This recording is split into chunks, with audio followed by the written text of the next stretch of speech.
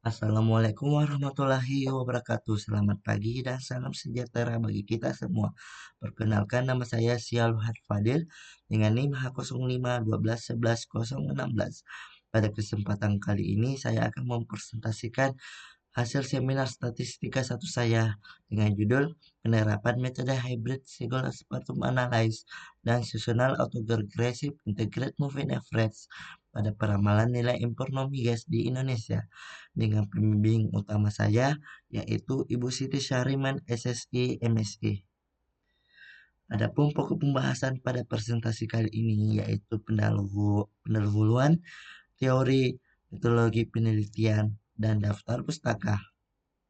Berangkat dari pokok pembahasan pertama, di mana Indonesia merupakan salah satu negara dengan ekonomi terbesar di kawasan Asia Tenggara, yang di mana perdagangan internasional menjadi komponen penting dalam menopang aktivitas ekonomi nasional. Salah satu sektor utama dalam perdagangan internasional yaitu sektor impor non migas yang berperan penting dalam memenuhi kebutuhan industri, konsumsi, dan bahan baku dalam negeri. Berdasarkan data dari BPS pada periode tahun 2020 hingga tahun 2024, nilai impor non migas menunjukkan fluktuasi yang cukup signifikan, di mana fluktuasi ini dipengaruhi oleh berbagai faktor, baik dari kondisi perekonomian global maupun kebijakan domestik dalam negeri. Sehingga melihat peran penting sektor impor non migas dalam menopang aktivitas ekonomi nasional, maka peramalan terhadap nilai impor menjadi penting untuk mendukung penyusunan kebijakan ekonomi, seperti seperti pengambilan keputusan terkait pengaturan tarif, pengendalian defisit perdagangan, pengelolaan cadangan devisa, dan menjaga stabilitas nilai tukar.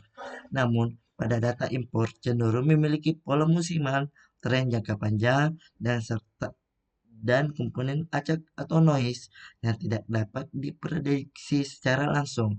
Oleh karena itu, dalam penelitian ini digunakan pendekatan hybrid yang menggabungkan dua metode deret waktu, yaitu single spectrum analysis yang dapat memisahkan pola tren, musiman, dan noise. Dan yang kedua, metode seasonal autoregressive integrated movement average yang dimana akan memodelkan pola musiman dan tren dimana di mana kombinasi keduanya untuk hasilnya lebih akurat.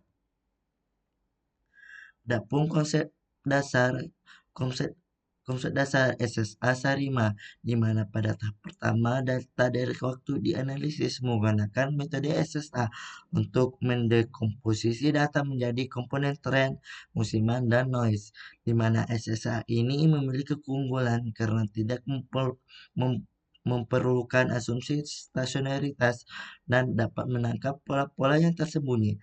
Setelah noise berasal disaring, komponen tren dan musiman yang tersisa kemudian dimodelkan menggunakan Sarima, di mana metode Sarima ini berfungsi membentuk model statistika berdasarkan pola musiman yang terdeteksi.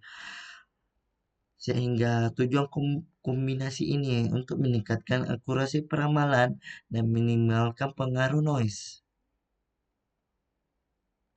Adapun adapun beberapa penelitian terdahulu yang yang yang mendukung yang mendukung pada penelitian ini. Yang pertama oleh Ramadan dan Fauzan pada tahun 2023 yang menerapkan metode Sarima untuk meramalkan sektor non migas di Provinsi Jawa Barat yang memperoleh nilai MAPE sebesar 7,09%. Yang kedua oleh Sujanco tahun 2024 yang menerapkan metode SSA untuk meramalkan hasil produksi ikan cakalang di Provinsi Sulawesi Tenggara dan memperoleh nilai MAPE sebesar 12,73.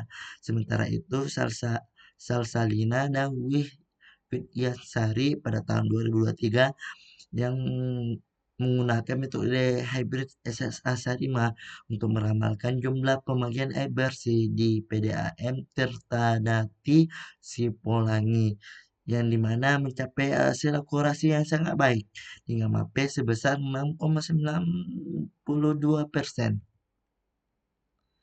Adapun batasan masalah dalam penelitian ini. Yang pertama, data yang digunakan adalah data sekunder dari BPS berupa nilai impor non migas bulanan dari Januari tahun 2018 hingga Desember tahun 2024.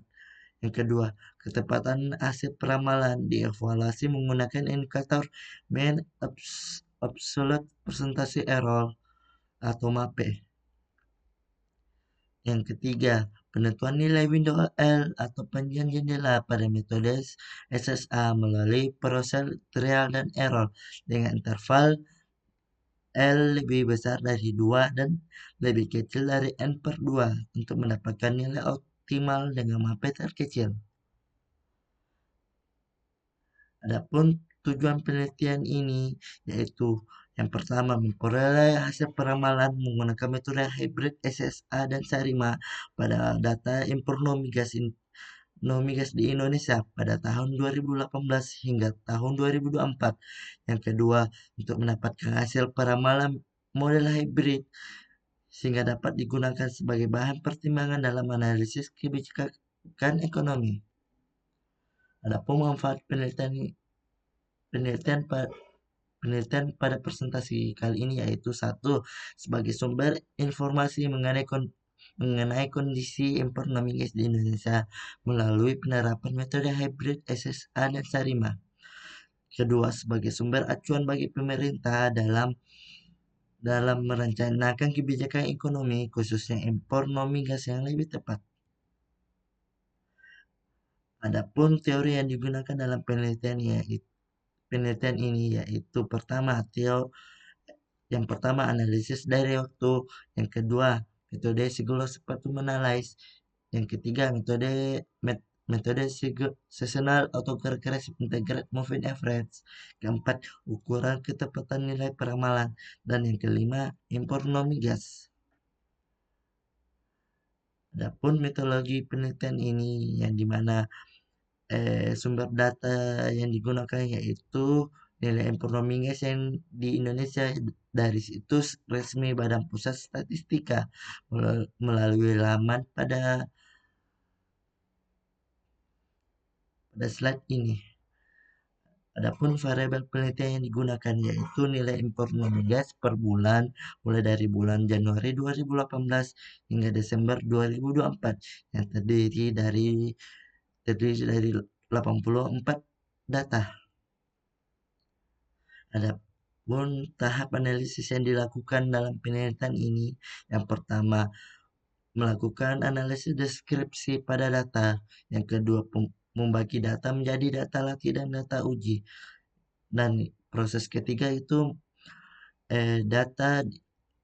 data diolah menggunakan Sigulus Pattern Analysis yang melalui 4 tahap yaitu empedim, Singular Value Decomposition atau SDV, tahap selanjutnya Groovy, dan tahap terakhir yaitu Diagonal Average. Setelah tahap SSA selesai, maka dilanjutkan pada tahap pemodelan dengan menggunakan metode Sarima, yang dimana langkah-langkahnya yaitu mengidentifikasi kestasioneran data, mengidentifikasi model, menduga parameter, uji kelayakan model, pemilihan model Sarima, dan yang terakhir peramalan menggunakan metode hybrid SSA Sarima.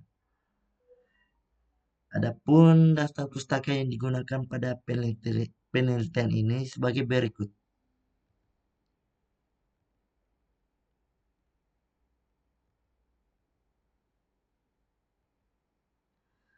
Sekian dari saya, kurang lebih mohon dimaafkan. Wassalamualaikum warahmatullahi wabarakatuh.